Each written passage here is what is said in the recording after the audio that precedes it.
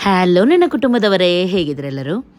Okay, ಯಾವಾಗಲೂ ನೆಂಟರು ಬಂದರೆ ಅಥವಾ ಏನಾದರೂ ಒಕೇಶನ್ ಇದ್ದರೆ ಹೆಚ್ಚಾಗಿ ನಾವು ಪಾಯಸ ಮಾಡ್ತೀವಿ ಅಲ್ವಾ?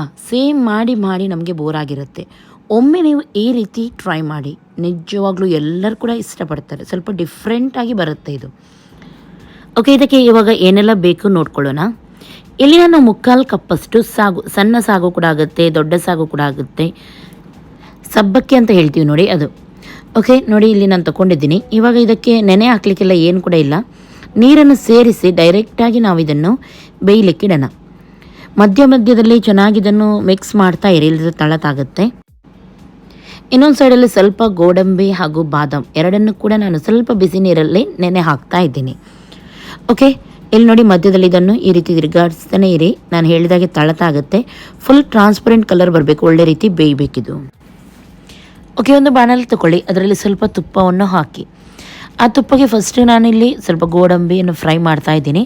ಹಾಗೂ ಗೋಡಂಬಿ ಚೆನ್ನಾಗಿ ಕೆಂಪಾಗಿ ಫ್ರೈ ಆಗಿದೆ. ಇದಕ್ಕೆ ನಾನು ದ್ರಾಕ್ಷಿಯನ್ನು ಕೂಡ ಹಾಕಿ ಫ್ರೈ ಮಾಡ್ತೀನಿ. ನಿಮಗೆ ಬೇರೆ ಏನಾದರೂ ನಟ್ಸ್ ಬೇಕಿದೆ ಆದರೆ ಅದನ್ನು ಕೂಡ ಇದಕ್ಕೆ ಎಕ್ಸ್ಟ್ರಾ ಆ್ಯಡ್ ಮಾಡ್ಬೋದು ನೀವು. ಓಕೆ, ಆಮೇಲೆ ಇಲ್ಲಿ ಇವಾಗ ದ್ರಾಕ್ಷಿಯನ್ನು ಹಾಕೋಣ. ಇದು ಕೂಡ ಸ್ವಲ್ಪ ಹೊತ್ತು ಫ್ರೈ ಮಾಡಿ ತೆಗೆಯೋಣ. ಓಕೆ, ಸುಮಾರು ರೀತಿಯ ಪಾಯಸ ನೀವು ಮಾಡಿರ್ಬೋದು. ಇದನ್ನು ಕೂಡ ಒಮ್ಮೆ ನೀವು ಟ್ರೈ ಮಾಡಿ, ಖಂಡಿತ ನಿಮಗೆ ಇಷ್ಟ ಆಗುತ್ತೆ.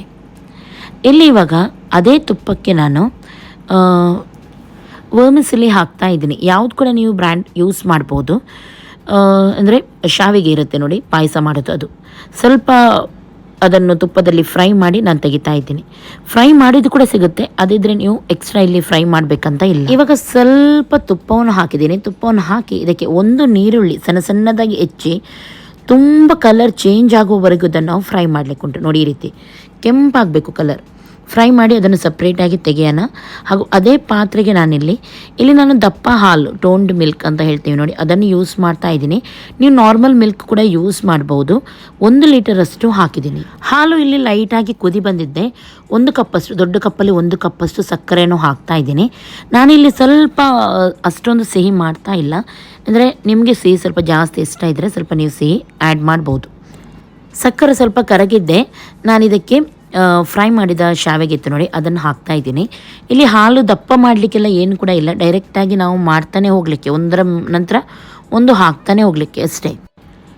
ಶಾವಿಗೆ ಹಾಕಿದ್ದೆ ಬೇಯಿಸಿದ ಸಾಗು ಸಬ್ಬಕ್ಕಿ ಉಂಟು ನೋಡಿ, ಅದನ್ನು ಕೂಡ ನಾನಿಲ್ಲಿ ಆ್ಯಡ್ ಮಾಡ್ತಾ ಇದ್ದೀನಿ. ಓಕೆ, ಇವಾಗ ಇದು ಚೆನ್ನಾಗಿ ಕುದಿಲಿ. ಶಾವಿಗೆ ಹಾಕಿದ್ದಿದ್ರಲ್ಲಿ ಒಳ್ಳೆ ರೀತಿ ಸ್ವಲ್ಪ ಹೊತ್ತು ಬೇಯಲಿ. ಅಷ್ಟು ತನಕ ನಾವೇನು ಮಾಡೋಣ, ಬಾದಾಮದು ಸಿಪ್ಪೆ ತೆಗೆದು ಬಾದಾಮ್ ಹಾಗೂ ಗೋಡಂಬಿ ನಾವು ನೆನೆ ಹಾಕಿದ್ವಿ ನೋಡಿ, ಅದನ್ನು ಗ್ರೈಂಡ್ ಮಾಡೋಣ. ಸ್ವಲ್ಪ ಹಾಲು ಅಥವಾ ನೀರು ಹಾಕಿ ಗ್ರೈಂಡ್ ಮಾಡಿ ಇದಕ್ಕೇ ಸೇರಿಸಿ.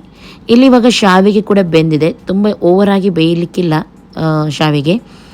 ಹಾಗೂ ಮೇಲ್ಗಡೆಯಿಂದ ಸ್ವಲ್ಪ ಕೇಸರಿ ಕೂಡ ಹಾಕ್ತಾ ಇದ್ದೀನಿ. ಆಪ್ಷನಲ್ ಇದ್ದರೆ ಹಾಕಿ, ಇಲ್ಲದ್ರೆ ಸ್ಕಿಪ್ ಮಾಡ್ಬೋದು, ಪರವಾಗಿಲ್ಲ. ಚೆನ್ನಾಗಿ ಮಿಕ್ಸ್ ಮಾಡಿ ಇವಾಗ ಇದು ಒಂದು ಕುದಿ ಬರಲಿ. ಲೈಟಾಗಿ ಒಂದು ಕುದಿ ಬಂದರೆ ಸಾಕು. ಗ್ಯಾಸನ್ನು ಆಫ್ ಮಾಡಿ. ಆಫ್ ಮಾಡುವ ಮೊದಲು ಇದಕ್ಕೆ ಏಲಕ್ಕಿ ಪೌಡರನ್ನು ಹಾಕಲು ಮಾತ್ರ ಮರಿಬೇಡಿ. ನಾನು ಹಾಕಿದ್ದೆ, ಆದರೆ ಅದು ತೋರಿಸಲು ಮರ್ತೋಯ್ತು ನನಗೆ. ಒಮ್ಮೆಲೆ ತುಂಬ ದಪ್ಪ ಆಯಿತು ಅಂತ ಎನಿಸಿದರೆ ನೀವು ಸ್ವಲ್ಪ ನೀರನ್ನು ಕೂಡ ಇದಕ್ಕೆ ಅಥವಾ ತೆಳುವ ಹಾಲನ್ನು ಕೂಡ ಆ್ಯಡ್ ಮಾಡ್ಬೋದು.